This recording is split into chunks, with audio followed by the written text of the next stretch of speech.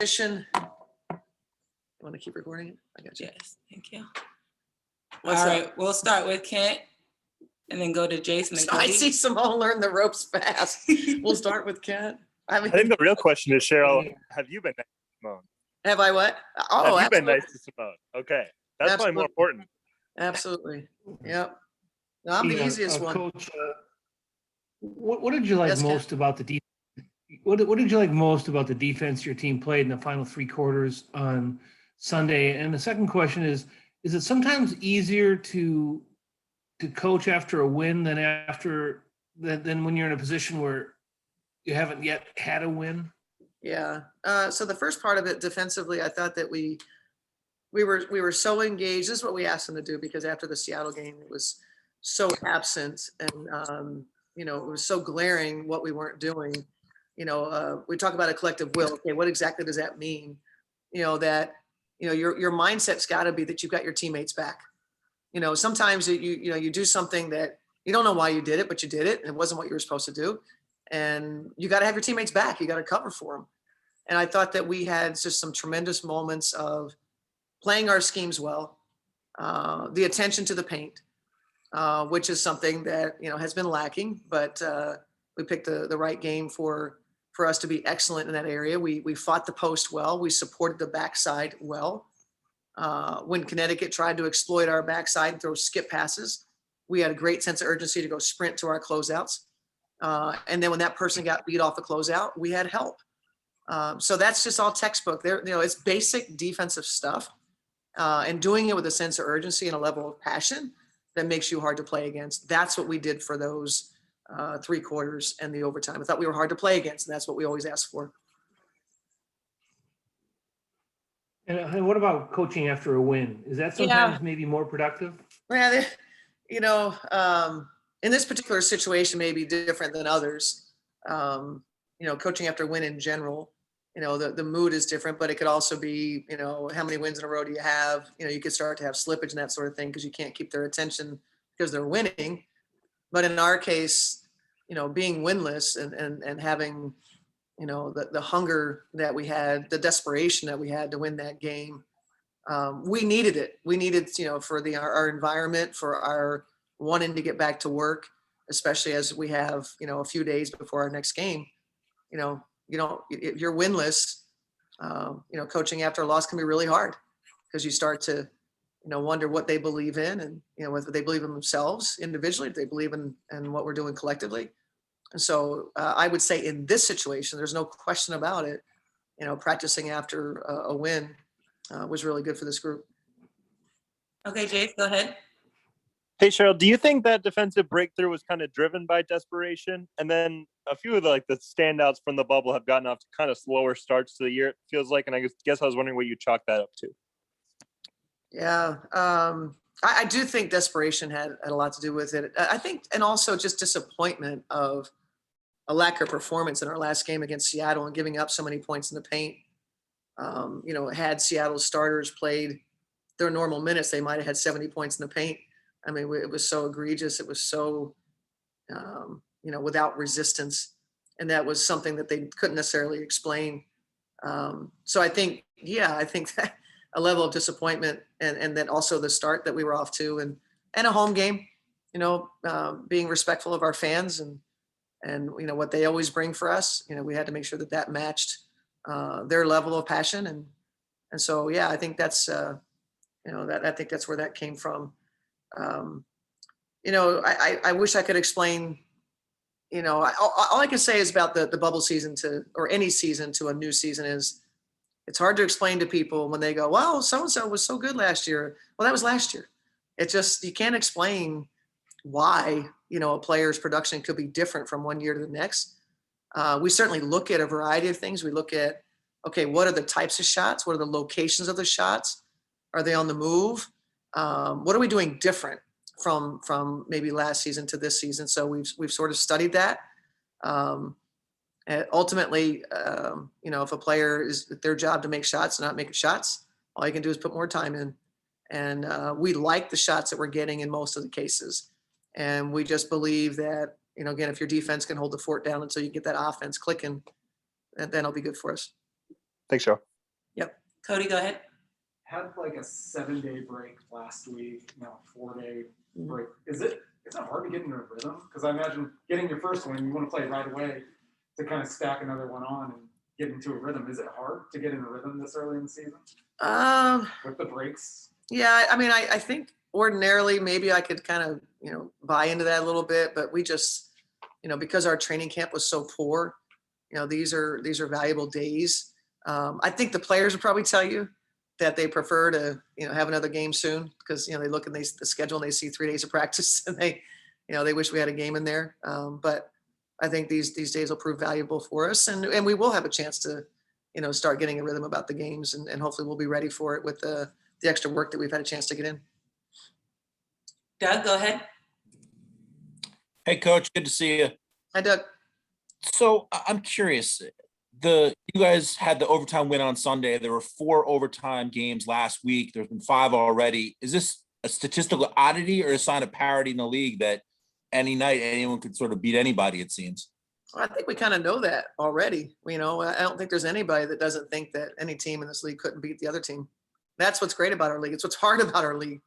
It's not like college basketball where, the top teams are going to, play a lesser team and win by 20 or 30 or 40 or 50. And that's not the case in this league. And so, no, all of us know that. I don't think it's very easy to sit there and, project, if you're considering, different draft positions or draft picks from teams, it's not easy, to figure where a team could place and try to pick the 4 teams that aren't going to be playoff teams this year. Not easy to do. So, yeah, I mean, I think it does speak to the parity and, there's, when you've got great players, you have a chance to, to be successful long-term on the season and win a championship. If you don't have the star players, doesn't mean you can't win. But you're certainly every night that you play, you feel like you have a chance to win the game. And it doesn't matter whether you're sitting in 12th or whether you're sitting in first. If you don't bring your A game, you're not going to win. And just to follow up, since you wear both hats, so to speak, of the GM and coach, I know we're in the new CBA. It's still early on, but is that going to affect, you think, player movement? We saw it already this year that there will be more parity in a sense because there might be more movement. So it might be tougher to have a team stick around and be that good for so long if players can choose where they want to go, so to speak. That's what we've seen. That's absolutely what we've seen. We had a much easier time during the Lindsey Whalen, Simone Augustus Maya Moore, Rebecca Brunson, Sylvia Fowles era. Everybody was making the same. And you could pay your, 6th or 7th player. You could pay them enough that they were happy enough. It was just really more about role, were they still happy with their role? It wasn't going to be about money, because the difference in money would be over the life of a contract, maybe $10,000 over a 3-year deal. Now it's very different. And, it could be a certain point in a player's career where they're ready for more. Maybe that particular team can't give them, that extra role that they want. They could start somewhere else and make a lot of money.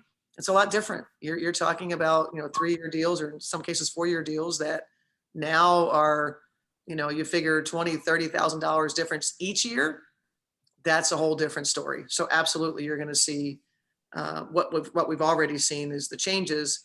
I don't know if it leads to parity or if it leads to super teams for at least in the short term. It's very, very hard to keep a team. You need the small, you need the super rookie. You need the Sabrina Ionescu's that, are going to be so underpaid for, their rookie deals. Nafisa Collier, who is like one of my lowest paid players on the team. So you have to have those really, really good players coupled with the superstars to have a chance. But when those players come off their rookie deals, then you have problems. Thanks, Coach. Appreciate it. You're welcome, Doug. Kent, go ahead. Yeah, quick question. Other than Davis and Powers, did you have everybody available today? We did. Yep. So you've had some lingering things with Davis and Powers has been you've been I guess, careful with her right from the start. But generally speaking, are you happy with where you're at health-wise? And do you feel like your team is kind of getting into a condition that you feel comfortable with? Yeah, I think we've definitely made strides there. I see Chuck a lot less each day. That's a pattern we want to keep because there was a while there, they were just getting beat up, our medical staff, and we're in a little bit better place. We got to keep it there. um, we'll have, like every team, because we don't have practice players. And, in some cases, in our case, you have 10 players. And if somebody's not having a good day, needs a day off, you're at 9. And then my staff has to jump in there. You're going to have players that are probably playing through, aches and pains maybe they wouldn't ordinarily do. That's throughout the league. But I'd say overall, where our team is right now, we're in pretty decent shape. Cody, go ahead. Mental health has been pushed to the forefront, and obviously the Naomi Osaka news and not wanting to participate in post-game press or post-match press conferences and how that affects anxiety and depression. Mhm. What are your thoughts on that, and how can the media improve in asking more pertinent questions or relevant questions that doesn't necessarily affect the mental health aspect of it negatively? Yeah, and I haven't followed the situation real closely to know if it's the content of the press conferences. I think it's not a case of media is all bad, right? Um, in most situations, people are just trying to do their jobs, and I think being mindful that these athletes are people. I do think that it should not come down to Naomi having to make that decision, or somebody in the WNBA.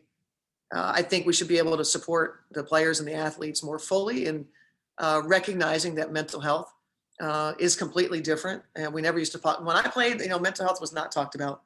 You just were not to talk about whatever feelings you might have, right? Very, very different today. And so I think the players should feel safe enough to be able to come to an organization and say, I'm struggling and I need help. And there should not be consequences to that. We should be able to have a resource at the league that we contact the league and we say, look, so-and-so, this week is not going to be made available to media as they work through whatever the situations, no questions asked. I think players are mature enough and professional enough that we know it's important, especially in the WNBA. We know it's important for us to be able to engage with media and have media tell our story. So it's not reasonable to think that we shouldn't have to connect and talk about our stories. Can media do better in some of the lines of questioning and the way that the questions asked, and less combative, sort of thing. And when things happen, media are people too. I think there's kind of two parts to that. But I think mental health is something that is real, and no one should be penalized. And be put in that situation, and obviously look what happens. And somebody's been very open about the situation. We've got to find a different way to support the athletes. All right, last question goes to Aristides. Yes, hello, coach. Greetings from Greece. All right, how are you? I'm fine.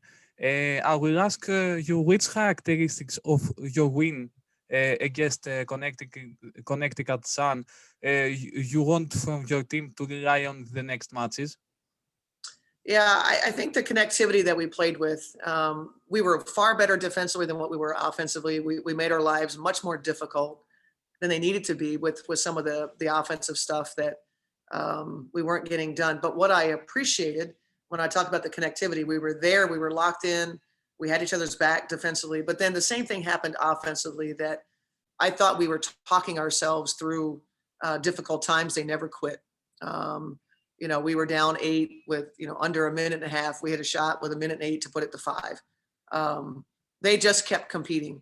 And that's, maybe something that through the first 4 games, that if things didn't go our way, we knew we didn't have the resolve that we had in this last game. And so that's the takeaway for us, is that we want to make sure that we have that. When times are good, it's really easy, to communicate and all that. It's when times are tough, can you work yourselves through those difficult moments to stop the bleeding when you need to? Thank you, All right, coach. I appreciate it. Coach. All right, thanks, guys. All right, thanks. Thank you.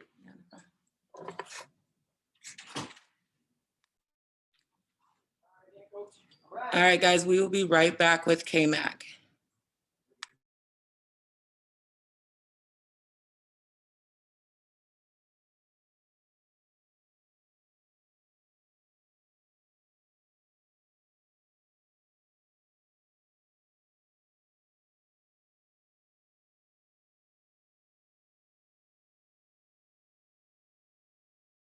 All right, everybody, we have Kayla here. We will get started with questions from Kent and then we'll go to Jace. Hi, Kayla. You talked a lot about it during the season, just about the need of connectiveness and having each other's back. It kind of came together after the first quarter, especially on the defensive end on Sunday. What do you think was the key to that? And how do you build on that? I mean, it was just constant toughness. You know, we know that it's not going to be perfect. Adding Lay, Fee came this week. You know, not having a full training camp. We know that it's going to take time, you know, but the effort and the concentration and the focus has to be there all the time. And I think it was just that we decided that we were going to compete and battle. I mean, I think that was the best team in the league. I think they are right now. And we knew that we were going to, you know, have to battle each and every possession. And I think that we just kept fighting. And then everything else kind of fell into place because it wasn't perfect by any means, on offense especially. But the defense, the effort, and just us being aware and having each other's backs, that was the difference in those last 3 quarters. You know, we really trusted just to be there for each other, you know, whether it was messed up or not, just being there, having each other's backs and getting it done. Yeah, Kayla, you probably want to be connected to a certain degree, but I'm sure it takes time to get there. That'll probably happen like mid-season. But can effort make up for a lot of that? You know, like can enough effort make up for maybe like a lack of connectivity as you kind of work to figure that out during this year? Oh, 100%. You know, I think it's just the effort, the concentration on the details. You know, KYP, we say, know your personnel, knowing what they're trying to do, and being aware of that and having a certain focus about us. Because, like I said, it's not going to be perfect. No game is perfect. I mean, these are great players. They're going to make great plays. They're going to make great shots. But, you know, if we're constantly doing the right things and we're trusting in the right things and trusting each other, I think that's why you saw at the end we were still locked in. We were down 8 with 1 minute and 8 seconds, I think. To be able to come back from that, you know, it takes a lot of mental toughness. So I was really proud of how we just stayed together because, you know, once it does come together on the offensive end and we get more comfortable with each other, relying on that effort and that concentration and that toughness is what's going to win us games. Doug Feinberg, go ahead. Hey, K-Mac. Hey, Doug. I'm curious. You were so open about your journey with mental health last fall, and we're just coming off Mental Health Month in May, which I mean every month is Mental Health Month. But there was a focus last month. I'm guessing you're aware of what's going on in the French Open with Naomi Osaka pulling out because of mental health reasons. A, I'm curious how your mental health is right now, and B, just your thoughts on how much you're aware of what happened with her and just as athletes, what maybe could be done. Coach Reeve actually had a really good point that maybe the league could do something. We're saying if someone needs a week off or whatever to not do media because of a mental break, that'd be great. No questions asked. So just your thoughts on all that's going on from this situation. Yeah, I mean, mental health is something that as athletes, sometimes our egos can get in the way of that, you know, but I think that speaking about it and making the decision for us is part of us being human. I think sometimes as athletes, we focus on being an athlete all the time. Like, okay, I got practice, I got this, I have this, you know, and then you have the media and you want to say the right things and you want to, sometimes it takes off like of what really matters, you know, and that's the game, and that's having fun. And that's why we picked up the ball in the first place or picked up the racket in the first place, you know? So in the case of Naomi Osaka, I think that choice for her is her deciding that not only is she more important, but the game is more important, you know, because she knows that unless she takes a step away from all the stuff that she probably had to hear about her not deciding to talk to media in the first place, to remember why she plays the game in the first place. You know, she's a human first. She's a person first. She has a mom, a dad, you know, a family, you know, like all those things matter before we even get on the court or, you know, go the French Open. Like there's all those eyes on her constantly. So for her to make that decision to choose her, she should never get backlash for that, you know, because at the end of the day, if she's not performing to the highest expectation of who she is, Naomi Osaka, then everybody's going to be asking why. But she shouldn't have to explain herself if she wants to put herself first, you know? And I think that goes back to the mental health aspect is, you know, last year I didn't go overseas because after 2019 season, I felt like I needed a break from basketball. There was something that was like a block, you know? And obviously I don't want to. That's the way I make money. You know, that's how I provide for myself, provide for my family. But I knew I wasn't going to be myself if I went to go do that. And obviously it's not the French Open. It's way different. But still making that decision to step away something that you love, right? Because we've been doing this since we were little. It's hard, and you know you're going to get backlash from it, but choosing yourself and choosing your mental health is probably the strongest thing that she could do right now. You know, going in and maybe, even if she did great, and even if she won, how she would be feeling during it, you don't want to, the aftermath of that is sometimes harder to deal with than, not performing at all. So super thankful for her and her journey and sharing her journey, because as an athlete that deals with mental health issues, choosing yourself sometimes can be the hardest thing. So.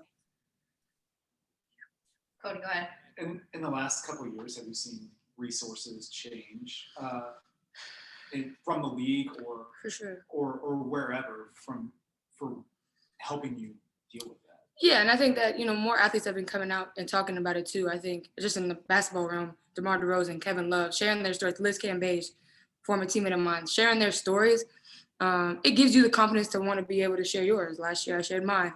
But the reciprocation that you get from that and the gratification that you get from that, because you're basically taking your control back.